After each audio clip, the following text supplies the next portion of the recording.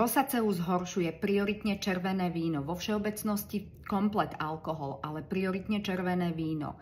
Ďalej zhoršujú koreniny ako kari korenie, zázvor, všetky také pikantné čili koreniny a podobné záležitosti, ale aj škorica, klinček, jednoducho koreniny, ktoré prehrievajú organizmus, ale tieto koreniny zhoršujú zápal.